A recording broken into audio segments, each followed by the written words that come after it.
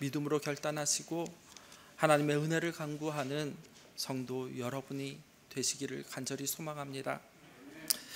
우리는 지난 시간에 요한복음 1장 1절에서 5절의 말씀을 함께 나누어 보았습니다.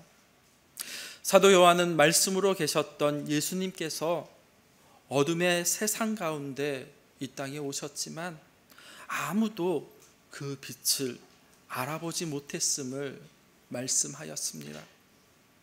요한복음 1장 5절 말씀은 이렇게 기록합니다. 빛이 어두움에 비치되 어두움이 깨달지 못하였더라 라고 말입니다. 영어 성경은 빛이 어둠을 비추니 어둠이 빛을 이기지 못하였다라고 지난번에 말씀드렸습니다. 즉 어두움 가운데 하나님이 빛이 강권적으로 임하였고 그 빛이 어둠을 이겨낼 수 없었다라는 뜻이다라고 말입니다. 어둠이 가득한 세상에 생명의 빛이 이제 임하게 되었습니다. 그 빛은 어둠이 절대로 이겨낼 수 없는 빛입니다. 여기서 말하는 빛은 우리가 흔히 볼 수 있는 빛을 말하는 것이 아닙니다. 하나님께서 택한 백성들에게 베풀어 주시는 은혜와 능력 그리고 축복을 말하는 것입니다. 또한 어두움이라는 이 단어는 단지 앞에 보이지 아니하는 답답한 상태로 말하는 것이 아니라 즉 절망을 의미하는 단어입니다. 이렇게 어두움 가운데 서 있는 우리를 구원하여 주시기 위해서 친히 예수님께서 이 땅에 오셔서 빛으로 그리고 말씀으로 증거해 주고 계시다라고 지난번에 말씀드렸습니다.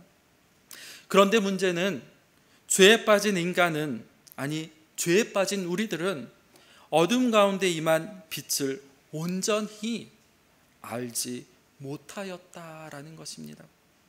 그래서 사람들은 흔히 돈과 명예 그리고 권력과 같은 엉뚱한 것에 마음 중심을 빼앗기며 또 세상을 살아가고 있는 것입니다. 그러나 잘 먹고 그리고 많은 것을 누리며 또 안락한 삶을 사는 것이 행복이 아니다라는 사실입니다. 성도 여러분, 진짜 행복은 눈에 보이지 아니하는 것입니다. 그래서 사람들은 자신이 어둠에 있다라는 이것조차도 사실 깨달아 알지 못한다라고 요한은 오늘 말씀하고 있는 것입니다. 빛이 비추었다라는 그 사실조차도 알지 못하는 것이 타락한 우리들의 모습임을 기억하시기 바랍니다. 함께 7절과 8절 말씀 같이 한번 읽어보겠습니다. 요한복음 1장 7절 8절 말씀입니다. 함께 읽겠습니다. 그가 증언하러 왔으니 곧 빛에 대하여 증언하고 모든 사람이 자기로 말미암아 믿게 하려 함이라. 그는 이 빛이 아니요 이 빛에 대하여 증언하러 온 자라. 아멘. 세상에 빛이 왔지만 아무도 그 빛을 알아보지 못했기 때문에 이 빛에 대하여 증거할 증인이 필요하다라고 말하고 있습니다.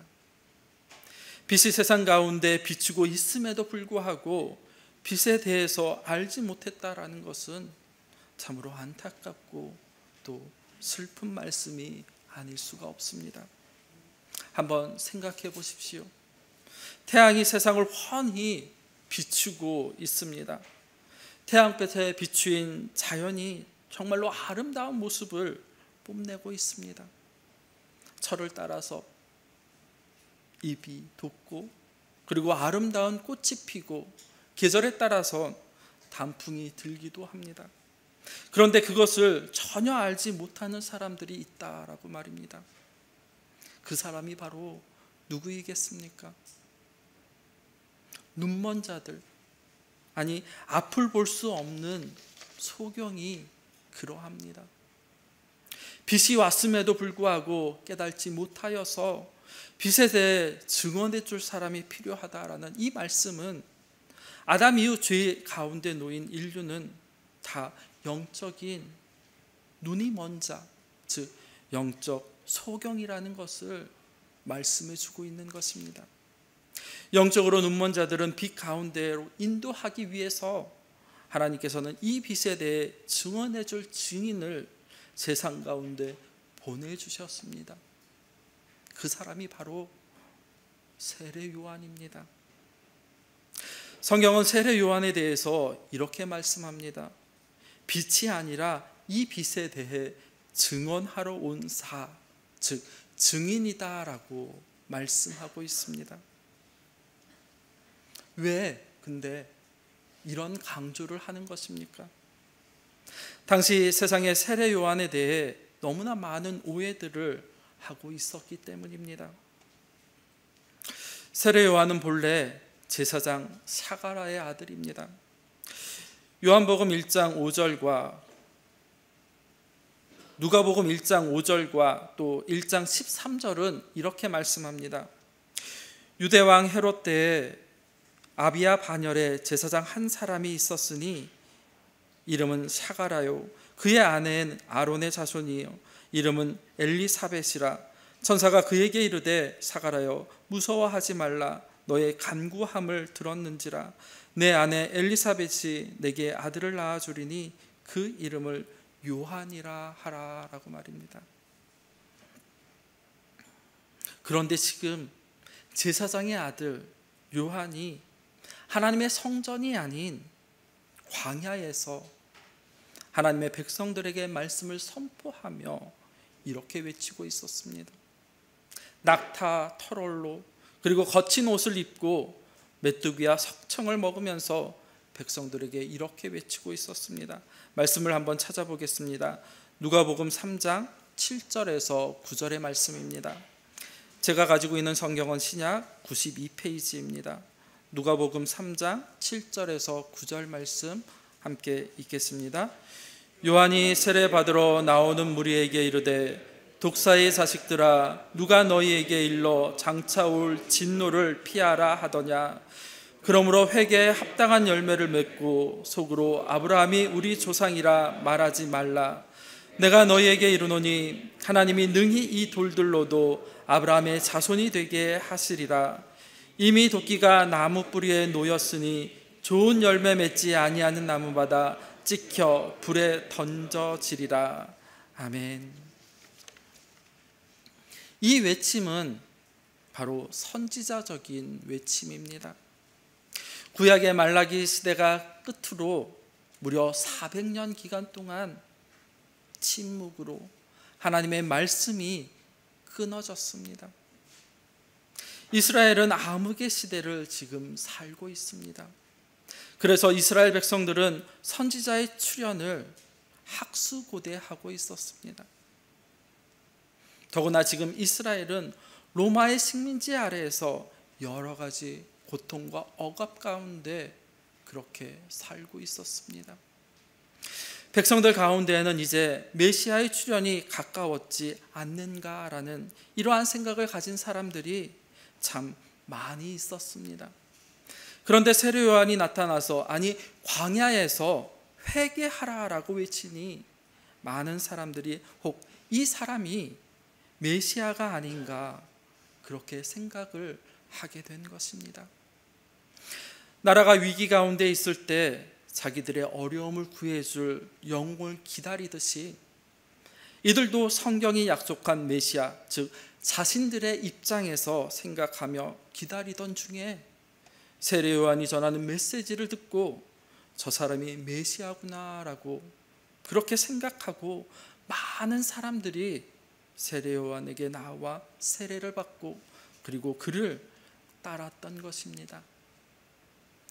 요한복음 1장 19절 이하의 말씀을 우리는 소리내서 읽어보면 유대인들이 제사장과 레위인들을 요한에게로 보내어서 그의 정체를 파악하고자 이렇게 물어봅니다.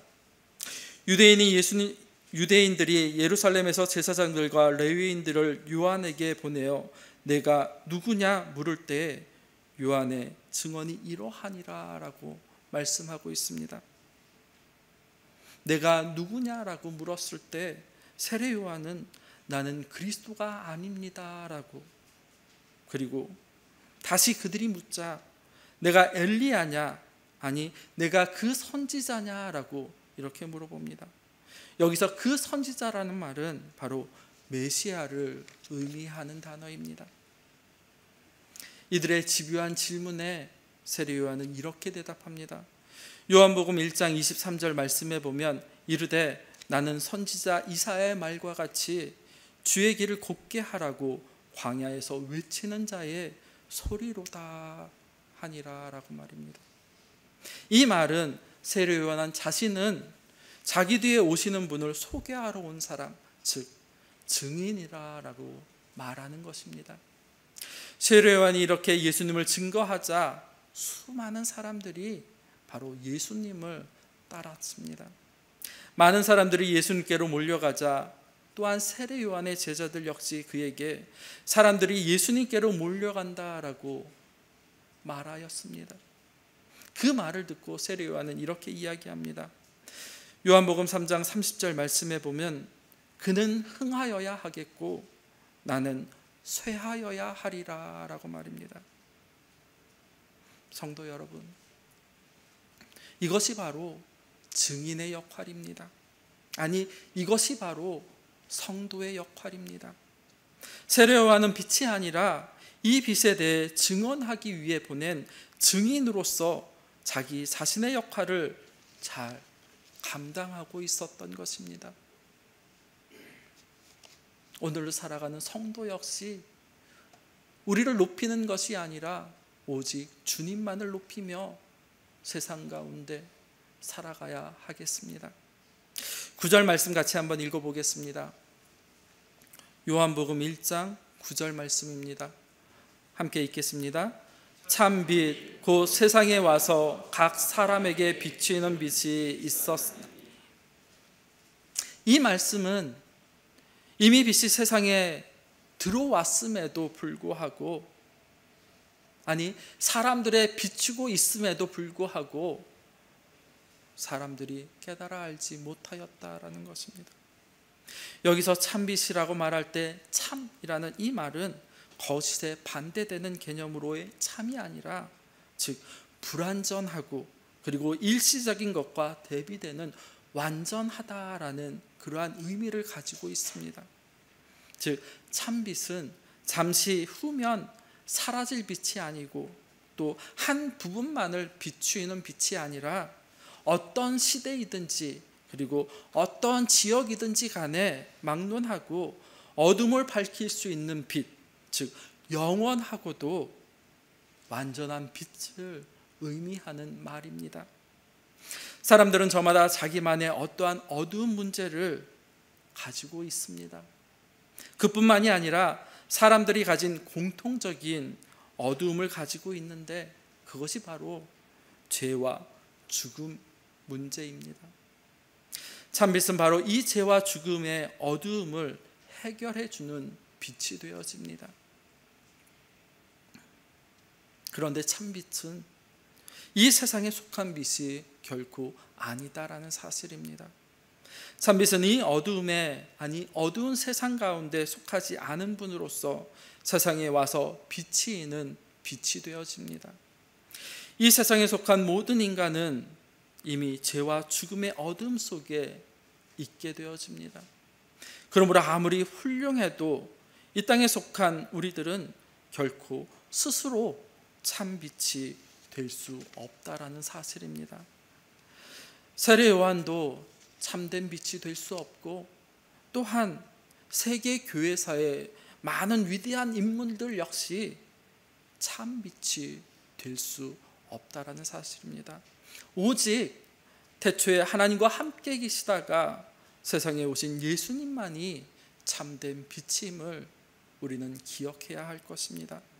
그 참된 빛인 예수님께서 세상 가운데 이미 오셨고 그리고 어두운 세상을 이미 비추이고 계셨습니다. 이 참빛이 이미 오셔서 비치고 있음에도 불구하고 왜 빛으로 오신 예수님에 대해 증언할 사람이 필요하겠습니까? 그 이유는 이미 우리가 앞에서 살펴본 요한복음 1장 5절의 말씀처럼 빛이 세상에 왔지만 세상이 이 빛에 대해서 깨달아 알지 못했기 때문이다 라고 요한은 말씀하고 있습니다. 오늘 우리는 감사하게도 예수님께서 세상을 구원하시기 위해 오신 참된 빛임을 믿음으로 고백하고 알고 또 깨닫고 있지만 그 당시 사람들은 그것을 깨달아 알지 못하였습니다. 그래서 빛에 대한 증거자, 즉 증인이 필요로 했던 것입니다. 또한 10절은 이렇게 말씀합니다. 그가 세상에 계셨으며 세상은 그로 말미암아 지은 바 되었으되 세상이 그를 알지 못하였고 라고 말씀하고 있습니다. 성도 여러분, 하나님에 대한 가장 분명한 증거가 무엇이겠습니까? 아니, 하나님이 계시다라는 것에 대한 가장 분명한 증거가 무엇이겠습니까? 그것은 바로 하나님께서 만드신 세상입니다. 세상은 하나님의 능력으로, 아니 하나님의 말씀으로 창조되었습니다.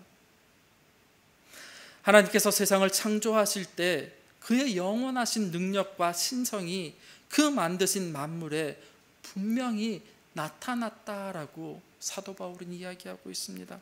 말씀을 한번 찾아보겠습니다. 로마서 1장 19절과 20절 말씀입니다. 로마서 1장 19절과 20절 말씀 같이 읽겠습니다. 이는 하나님을 알 만한 것이 그들 속에 하나님께서 이를 그들에게 창세로부터 그의 보이지 아니하는 것들 곧 그의 영원하신 능력과 신성이 그가 만드신 만물에 분명히 보여 알려졌나니 그러므로 그들이 핑계하지 못할지니라. 아멘. 그의 영원하신 능력과 신성이 그가 만드신 만물에 분명히 보여 알려졌다라고 바울은 말하고 있습니다. 우주 만물이 창조주 하나님에 대해서 이렇게 분명하게 이야기하고 있음에도 불구하고 세상은 그를 알아보지 못했습니다. 왜 세상이 하나님에 대해 그리고 빛으로 오신 예수님에 대해 알지 못하는 것이겠습니까? 그 이유는 바로 우리가 다 죄와 허물로 죽은 자들이기 때문입니다.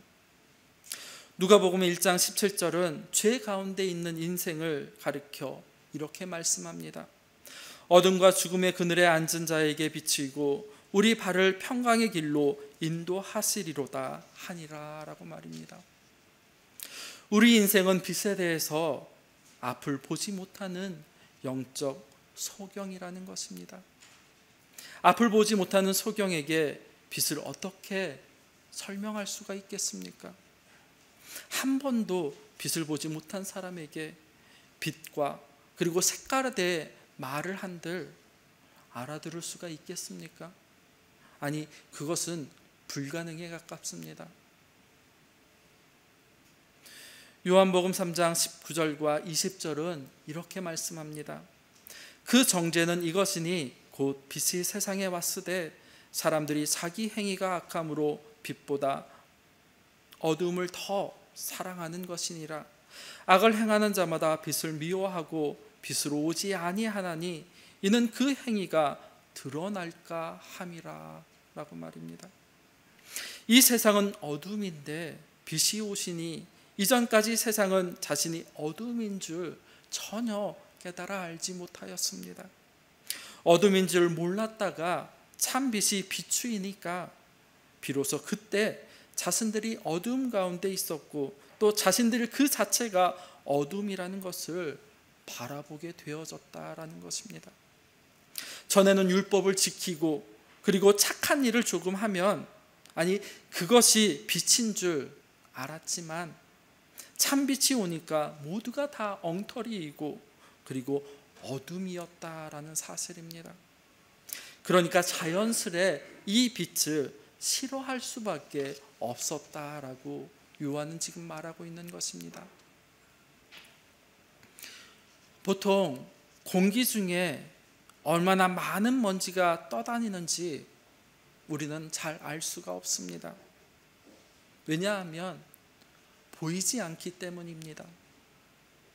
그런데 어디선가 빛이 한 줄기 비추이면 그 빛을 비추인 공간에 먼지들이 떠다니는 것을 우리는 볼 수가 있습니다. 그것과 마찬가지입니다. 동물의 세계나 혹은 식물의 세계를 자세히 관찰하는 사람들은 그 속에서 이루 말할 수 없는 신비를 발견한다라고 말을 합니다. 아니, 질서정연하게 움직이고 있는 광활한 우주를 탐구하는 사람들도 경외감에 사로잡힌다라고 말하는 것을 들었습니다. 또한 생명이 탄생하는 모습이나 인체의 구조에 대한 설명을 접하게 될 때 우리는 그 기묘함에 탐복하지 않을 수가 없습니다. 이처럼 비록 성경을 알지 못한다 하더라도 하나님께서 만드신 만물을 통해서 어렴풋이나마 전능하신 창조주 하나님의 손길을 인식하게 되어지는 것입니다. 또 이성과 양심을 통해서도 인간은 신의 존재, 즉 하나님을 의식할 수밖에 없게끔 창조가 되어졌습니다. 그럼에도 불구하고 세상 사람들이 하나님을 거부하고 그리고 예수님을 부인하며 살아가는 진짜 이유가 과연 무엇이겠습니까? 빛이 이미 비추고 있음에도 불구하고 그 빛을 감지하지 못할 만큼 철저하리 영적 소경이 되어졌기 때문입니다. 사도 바울이 말하는 것처럼 의인은 없나니 하나도 없기 때문입니다. 또한 깨닫는 자도 없고 하나님을 찾는 자도 없고 다 치우쳐 함께 무익하게 되고 선을 행하는 자가 없나니 하나도 없기 때문이다 라고 바울은 이야기하고 있습니다. 타락으로 인하여서 완전히 부패되어 버린 인간의 사상과 사고로는 절대로 하나님을 찾을 수가 없습니다.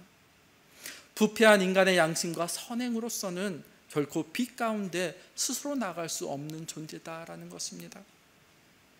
한평생 영적인 무지 속에 살아가다가 이 땅 가운데 비참한 최후를 맞이하는 것이 우리들입니다.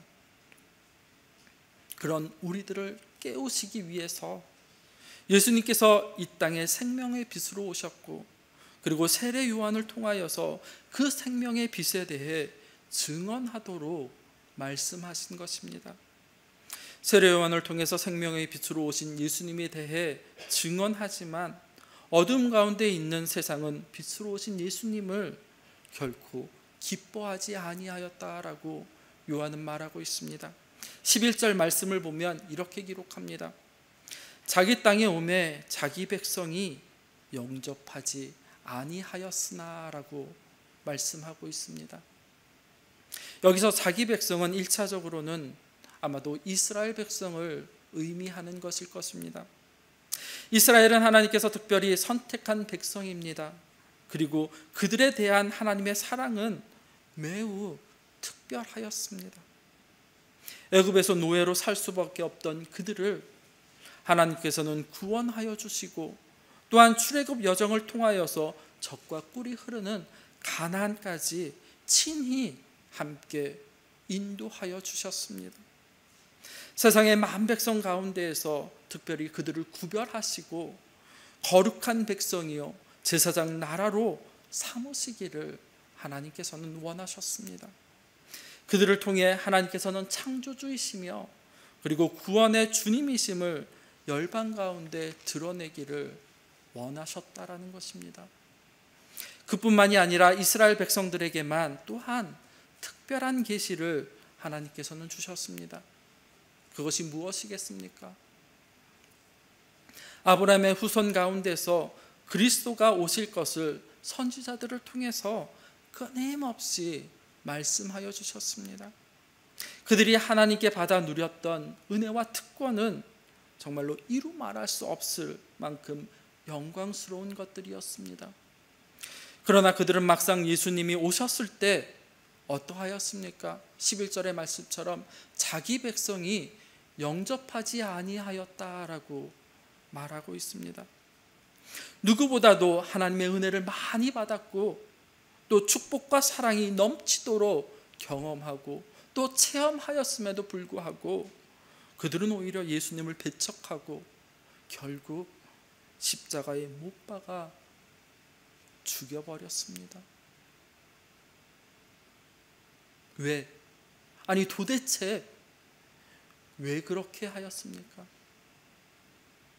세상에 빛이 왔지만 빛이 빛답지 않아서, 아니 너무나 흐리고 어두워서입니까? 절대로 그렇지 않습니다. 하나님께서 빛에 대해 선지자들을 통하여서 수없이 계시해 주셨지만 그 빛을 알아보지 못한 것은 바로 그들이 빛보다는 어둠을 더 사랑했기 때문입니다. 하나님을 사랑하기보다, 예수님을 사랑하기보다는 이 세상과 또한 세상에 있는 것들을 더욱 사랑하기 때문입니다. 하나님의 뜻을 알고도 하나님께 무릎을 꿇지 아니하고 또 순종하지 아니하려는 바로 죄 때문에 그러하다라는 것입니다. 심각한 영적 무지 때문이거나 또는 고의적으로 빛을 거부했기 때문입니다. 어떻게 빛이신, 아니 빛으로 오신 예수님을 거부하는 인생들을 향해서 요한은 구원의 복된 소식을 지금 선포하고 있는 것입니다. 함께 12절 말씀 같이 한번 읽어보겠습니다. 요한복음 1장 12절 말씀입니다. 함께 읽겠습니다. 영접하는 자 곧 그 이름을 믿는 자들에게는 하나님의 자녀가 되는 권세를 주셨으니. 아멘. 믿으십니까? 영접하는 자 곧 그 이름을 믿는 자들에게는 하나님의 자녀가 되는 이 권세를 주신다라고 말씀하고 있습니다. 세상의 빛으로 오신 구원자 예수님을 배척하지만 시대가 타락하고 또 약해도 그 중에 영접하는 소수의 사람들이 있기 마련입니다. 열왕기상 18장 말씀에 보면 하나님께서는 엘리야를 통하여서 바알에게 무릎을 꿇지 아니하는 7,000명이 아직 남아있음을 말씀해 주고 있는 것처럼 말입니다. 아니 기독교를 탄압하고 있는 이슬람 국가나 혹은 북한과 같은 곳에서도 비록 소수이기는 하지만 예수님을 영접하고 그리고 믿는 사람들이 분명히 있음을 우리는 깨달아 알아야 합니다. 성경은 요한복음 1장 12절 말씀에서처럼 영접하는 자 곧 그 이름을 믿는 자들에게는 하나님의 자녀가 되는 권세를 주신다라고 말씀하고 계십니다. 여기서 영접한다는 말은 믿는다라는 말과 같은 의미이기도 합니다. 하지만 약간의 차이가 있습니다. 영접은 예수님을 그리스도로 그리고 우리의 구원자로 인정하고 받아들인다라는 의미가 있습니다. 과거에 있었던 단회적인 사건입니다. 그리고 믿는다라는 이 말은 최초의 그 고백이 지금까지도 계속되고 있다라는 그러한 의미를 담고 있습니다. 예수님을 영접한 사람들은 현재적으로도 예수님에 대한 믿음의 삶을 계속해서 살아가고 있는 사람들이라는 말로 영접하는 것과 믿는 것은 절대로 분리되어 있지 않음을 우리는 알아야 합니다. 과거의 어떤 시점에서든지 예수님을 영접한다면 지금도 여전히 예수님에 대한 믿음을 가지고 동행하며 살아가게 되어져 있습니다. 동행이라는 이 단어는 단순히 목적을 향해 함께 가는 것이 아닙니다. 같은 마음으로 같은 뜻으로 길을 가는 것을 말합니다. 하나님께서 우리가 언약이라는 끈에 묶여서 하나님과 호흡을 맞추며 걷는 것이 바로 동행입니다. 하나님과 함께 걸어갈 때 있어서 가장 중요한 것이 그럼 무엇이겠습니까? 우리의 뜻대로 걸어가는 것이 아니라 바로 하나님의 뜻에 우리를 맞추어서 걷는 것을 말합니다. 즉 하나님의 뜻이 우리의 뜻이 되었다라는 것입니다. 하나님의 심정을 헤아리며 살아가는 것이 바로 동행한다라는 의미입니다. 물론 우리의 연약함 때문에, 믿음이 약해질 수 있고 흔들릴 수 있지만 믿음에서 완전히 떠날 수는 없다라는 것입니다. 그렇다면 때로 예수님을 믿다가 중단하거나 신앙을 버리고 떠나가는 사람들은 어떤 경우이겠습니까? 그런 사람들은 처음부터 예수님을 제대로 믿지 않았다든지, 처음부터 진정한 믿음을 지닌 것이 아니었다라는 것을 의미합니다. 또한 권세라는 이 말은 권한, 자격이라는 의미를 가지고 있습니다. 신분의 변화, 즉 하나님의 자녀로서 새로운 신분을 얻게 되었음을 말하는 것입니다. 예수님을 영접하고 믿는다는 것은 하나님의 자녀, 즉 새로운 신분을 갖는 것을 의미합니다. 그래서 우리가 예수님을 영접하고 믿는 바로 그 순간부터 우리는 하나님의 특별한 관심의 대상이 되어지는 것입니다.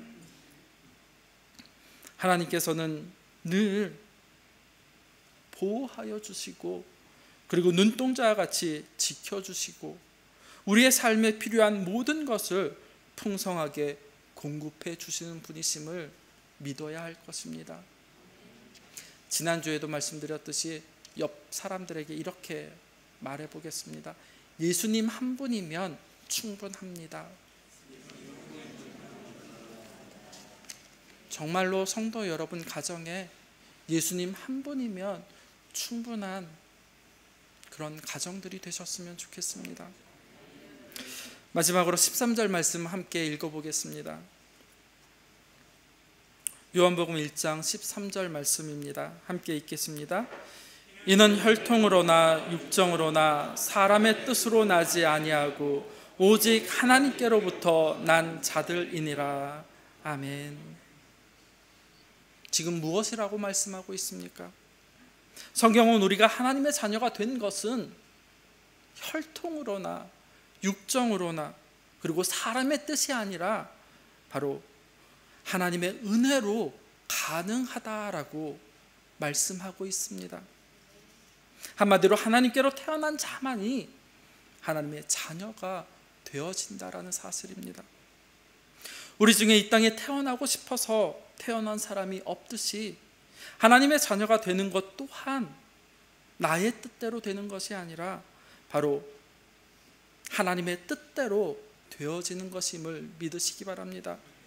우리가 어느 날 예수님을 믿는다고 교회로 모이는 것, 내가 선택하고 결정하고 또 믿어서 된 것이 아니라 하나님께서 우리를 부르시고 은혜로 낳아주신 결과임을 믿음으로 고백하시기 바랍니다.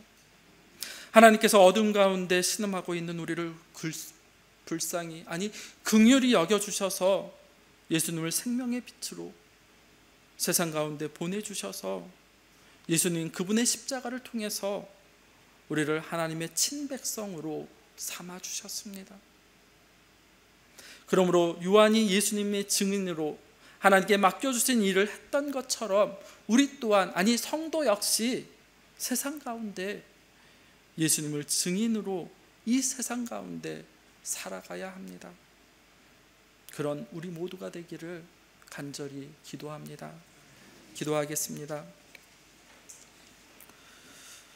우리를 어두운 가운데 불러내신 하나님 아버지, 은혜와 사랑을 감사합니다. 말씀을 통해서 세상은 빛으로 오신 예수님을 기뻐하지 아니하고 어둠을 더 사랑한다라는 것을 깨달아 알았습니다. 또한 우리를 어둠 속에서 불러내신 하나님의 사랑을 다시 한번 경험하고 체험하게 하여 주시옵소서. 참된 빛 대신 예수님을 더욱 사랑하고 날마다 증인된 삶을 살아가는 우리가 또한 동경교회가 될 수 있도록 성령님 붙잡아 주시옵소서. 예수님의 이름으로 기도드립니다. 아멘.